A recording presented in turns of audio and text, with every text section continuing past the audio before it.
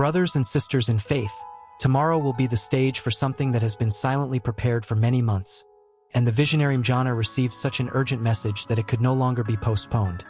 For heaven decided to speak clearly and intensely on the same night of December 25th, at 3:33 a.m. Tears of blood were seen flowing from a statue of the Virgin Mary in 3 different places in Latin America, and this did not happen by chance. The question that echoes is, what does all this mean? And the answer lies in the increasingly strong signs that heaven has been sending, because on November 25th, more than 3,500 people in Guadalajara witnessed the sun spinning abnormally for 7 minutes. And at that same moment, a woman named Carmen Rodriguez, who never believed in apparitions, fell to her knees upon seeing the face of Mary form in the sky, and within her mind she heard a clear voice asking her to prepare herself because the hour of decision had arrived. And what almost no one mentions is that none of this was isolated, as similar solar phenomena occurred simultaneously in Argentina, Chile, and Colombia on the same day and at the same time. Only in 2025 did the Virgin Mary appear 17 times.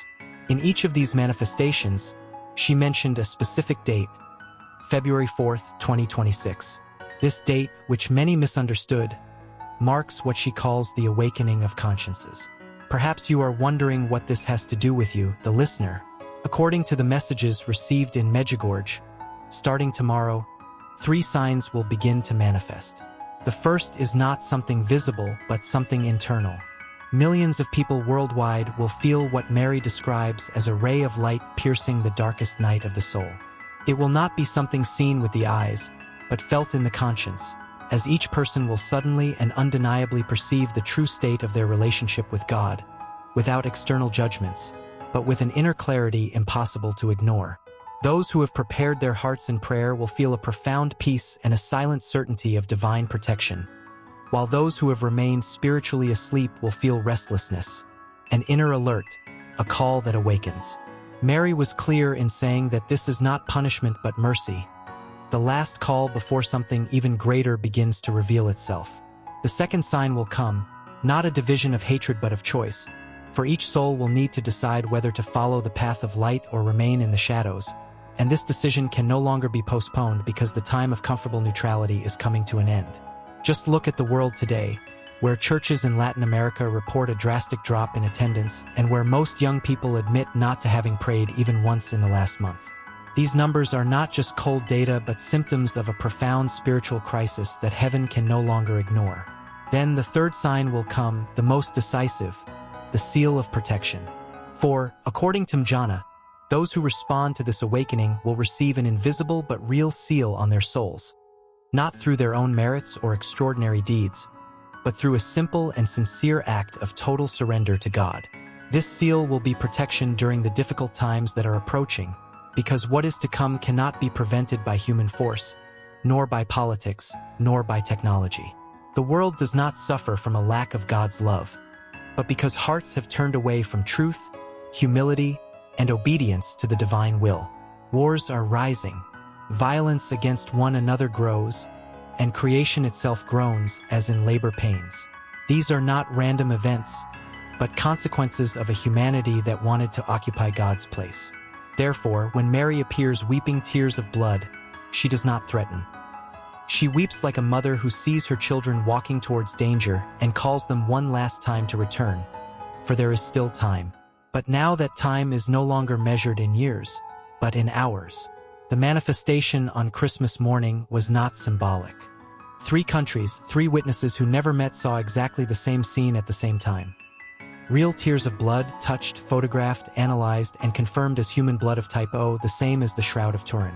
So the question remains, what more needs to happen for us to awaken? The sun turning was not a spectacle. The tears were not theater.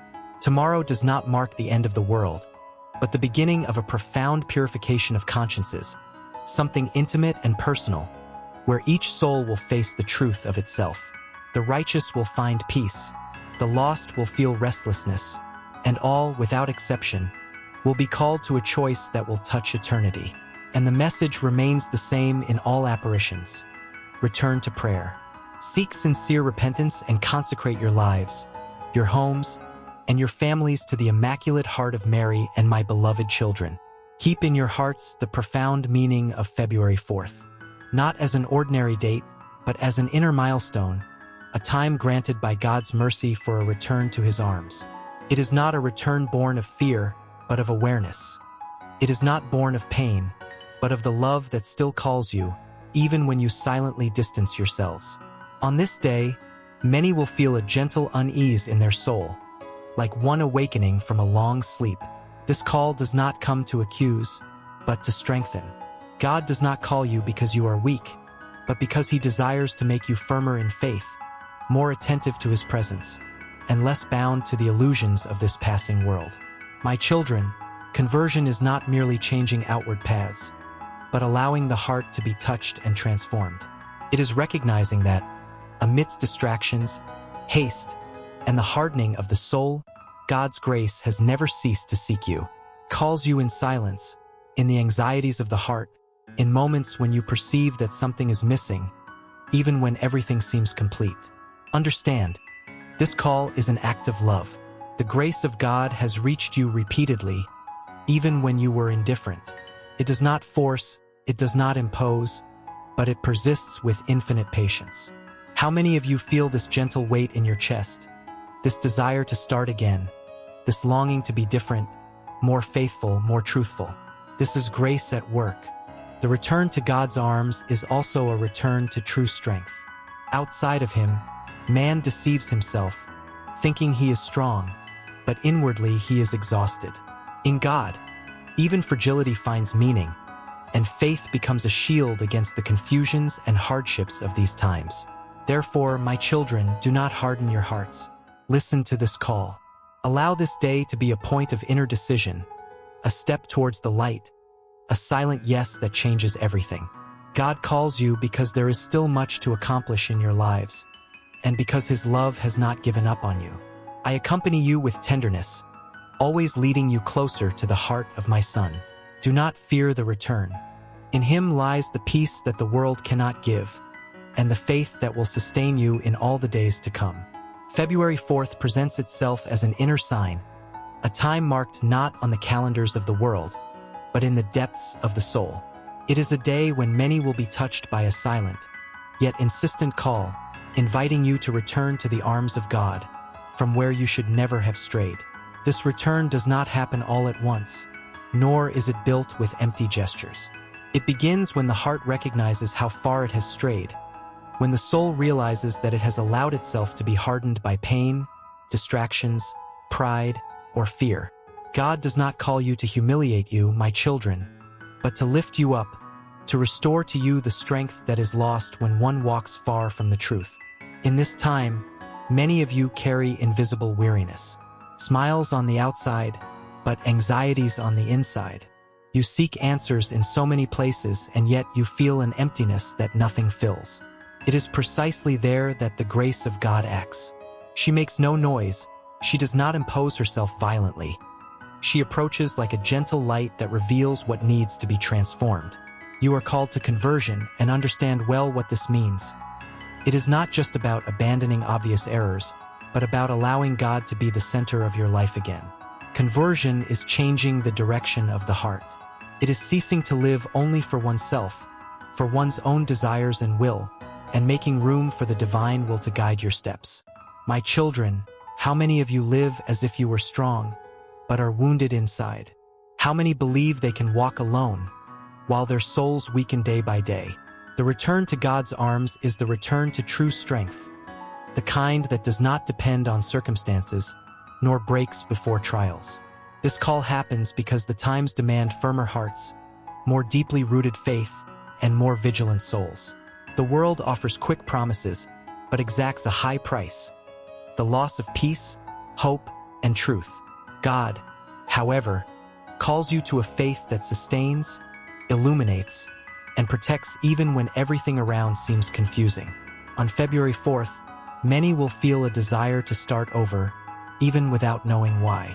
Others will feel restlessness, an inner unease, as if something is asking for change. Do not ignore these signs. They are the grace that calls you, insisting that you no longer postpone what needs to be transformed. Understand, my children, God does not expect immediate perfection, but sincere availability. He does not ask you to be strong alone, but to recognize your need for Him. When man opens himself to grace, even falls become a path of learning, and pains are transformed into a source of spiritual maturity. This return is also an invitation to spiritual responsibility. Each of you carries a mission, even if you do not recognize it.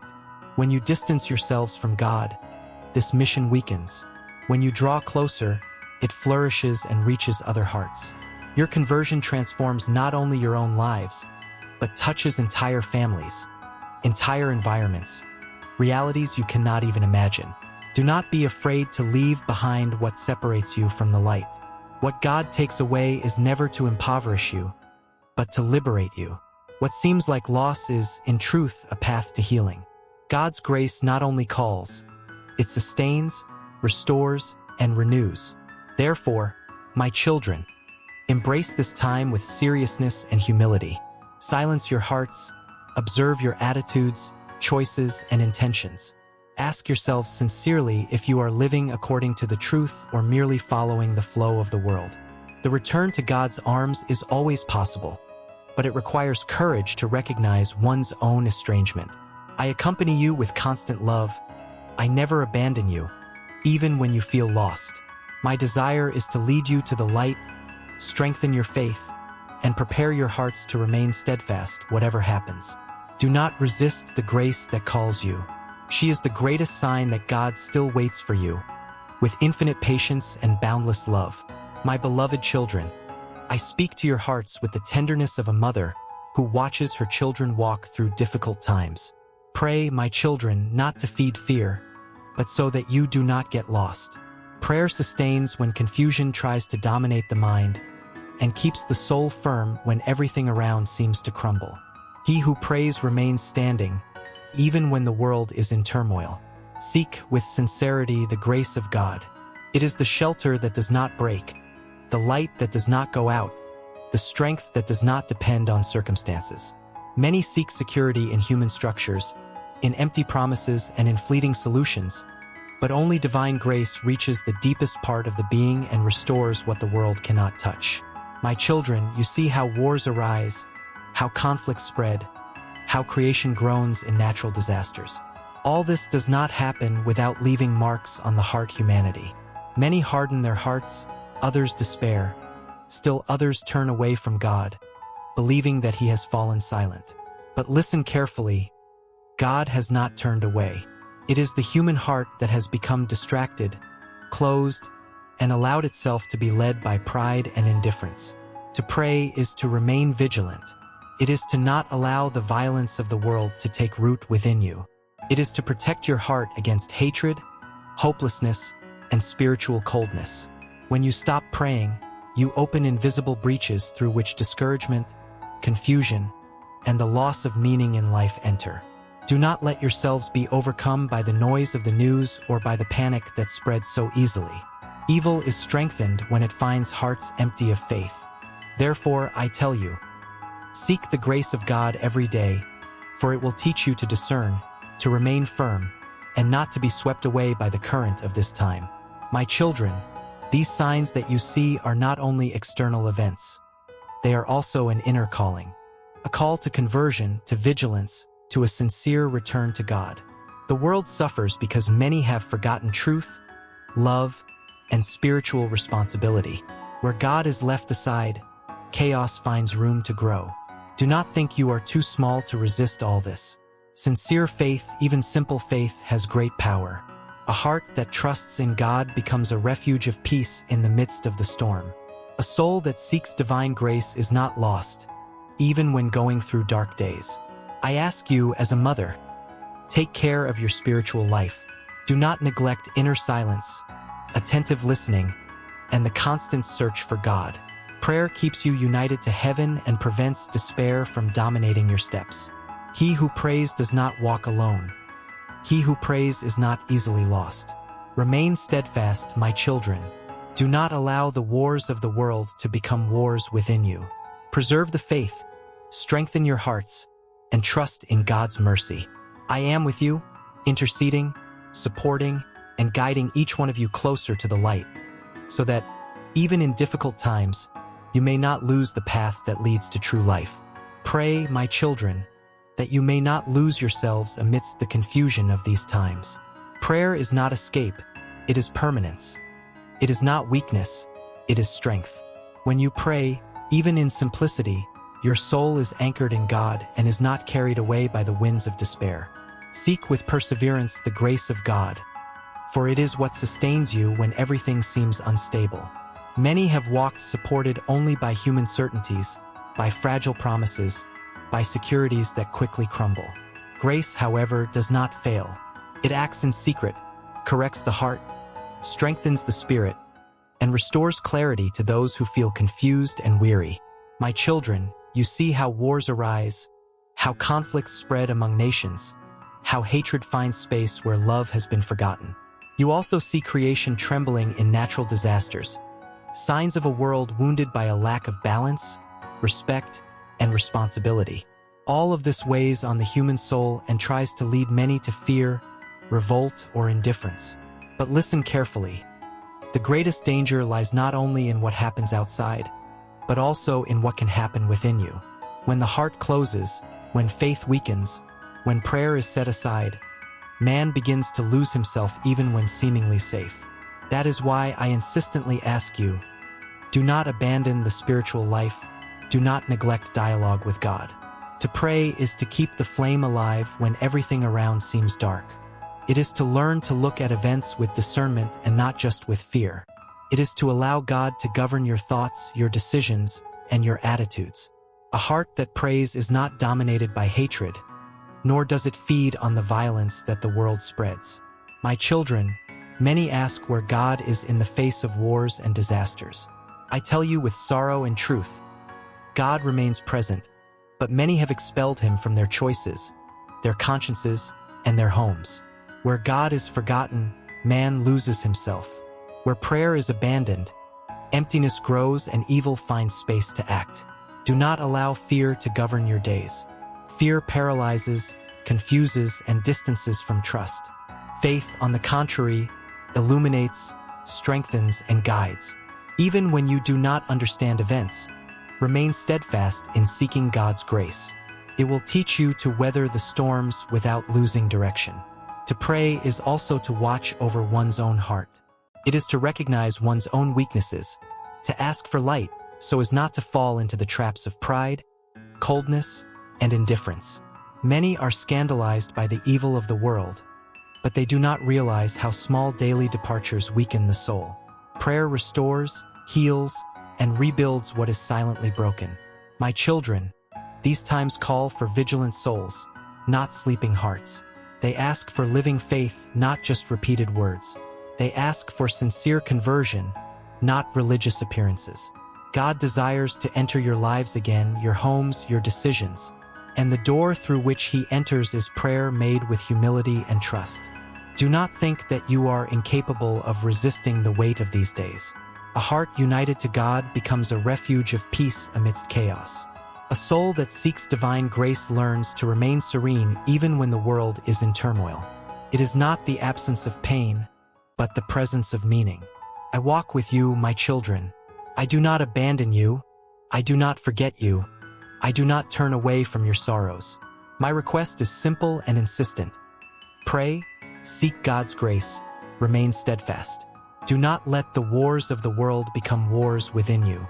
Preserve the faith, protect your hearts, and choose the light, even when the path seems difficult. My beloved children, I speak to you with the heart of a mother who watches over each one of you. Therefore, I want you to understand that in Medjugorje, a message is revealed not to cause fear or confusion, but to warn you and put you back on the right path.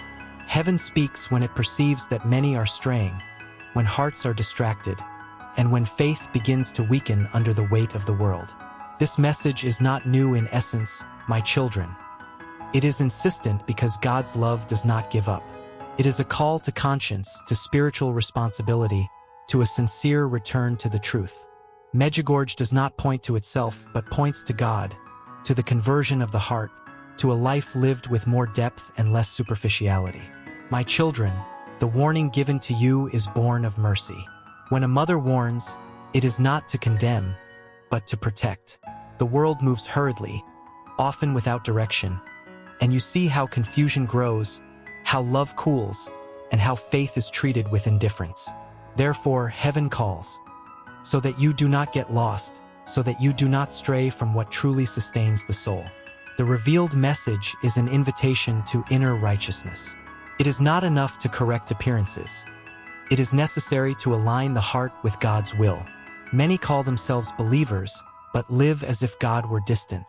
Others know the truth, but postpone change. This warning is a gesture of divine patience, a time granted for you to awaken before hardening becomes greater. My children, the right path is not the easiest, but it is the one that brings peace. It requires inner silence, discernment, and courage to abandon that which separates you from God. In Medjugorje, you are called to look inward, to recognize your weaknesses, and to allow grace to transform what is disordered. Do not interpret this message merely as words, but as a movement of the heart. God calls each one by name, respecting the time of each soul, but asking for a decision. The warning is clear. Do not live distracted. Do not neglect faith. Do not treat spiritual life as something secondary. I tell you with love, there is still time. Heaven speaks because it still awaits a response. It still awaits that your homes be places of peace, that your choices reflect the truth, and that your lives bear witness to the light, even amidst the darkness that spreads. The message of Medjugorje is also an invitation to perseverance. Many start well but tire along the way. Do not be discouraged. God does not demand perfect steps, but sincere steps. Every return, however small it may seem, is seen and welcomed. My children, receive this warning with humility. Do not reject it, do not postpone it, do not minimize it. It is an outstretched hand, a sign of care, an opportunity for realignment. The right path lies before you. To live in truth, to strengthen your faith, and to allow God to guide your steps. I remain with you, guiding you with tenderness, interceding for your weaknesses, and always pointing to my Son. Listen, discern, and respond with your heart. The warning is love that calls. It is light that corrects, and it is mercy that still awaits you. In light of this, I want you to understand deeply. In Medjugorje, a message is revealed not to satisfy curiosities, nor to cause fear, but to warn you, to awaken you, and to lead you back to the right path, the one that leads to God and preserves the soul. Heaven speaks when humanity is too distracted. It speaks when love grows cold, when faith becomes superficial, and when many begin to live as if God were distant or silent. But God is never silent without reason. He speaks because he loves, he insists because he hopes, he corrects because he desires to save. The message that reaches you is a clear sign that mercy is still at work. My children, Medjugorje is not a place of spectacle, but of inner calling. There, you are invited to look inward, to confront your choices, to recognize where your heart has strayed. The warning does not come to accuse, but to illuminate. It shows you where you are so that you can decide where you want to go. How many of you walk without a clear direction, guided only by the demands of the world, by pressures, by fears, and by fleeting illusions? The revealed message comes to remind you that life is not just this time, that the soul needs to be cared for, that the heart needs to be guided by truth and not by convenience. My children, the right path is not built of grand speeches, but of silent decisions. It is choosing God even when it requires renunciation. It is maintaining faith even when the world mocks it. It is remaining faithful when everything invites distraction. In Medjugorje, heaven calls you to this simple and constant fidelity. The warning given to you speaks of true conversion, not a conversion of appearance, but of root. It is not enough to say that one believes. It is necessary to live as one who believes. It is not enough to know the truth. It is necessary to allow it to transform attitudes, relationships, and choices. Many know what is right, but they postpone the step. This message is an appeal for you not to delay any longer. My children, see how the world is restless, divided, wounded. See how conflicts multiply, how the human heart hardens, how love becomes fragile. All this is a consequence of a humanity that has distanced itself from God and has come to trust only in itself. The warning of Medjugorje is a call to return to the essential before the emptiness becomes even greater. Do not think that this message is only for some. This message is for everyone. For those who believe and for those who doubt, for those who are steadfast and for those who have strayed, for those who pray and for those who no longer know how to pray. Heaven calls everyone because it desires to save everyone. My children, listen with humility. Do not reject this call out of pride, nor ignore it out of complacency. God offers signs because He respects your freedom, but also because He knows human frailty. He knows how much you lose when you stray from prayer, from inner silence, and from the sincere search for truth. The message revealed in Medjugorje is also an invitation to spiritual responsibility. Each of you influences the world around you. A converted heart radiates light. A soul reconciled with God becomes an instrument of peace. Your response to this call not only transforms your life but reaches other hearts, even without words. I tell you with a mother's love, there is still time. It is still possible to correct course, restore bonds, strengthen weakened faith. This warning is proof that God has not given up on humanity. He expects an answer, however small, however imperfect, but sincere.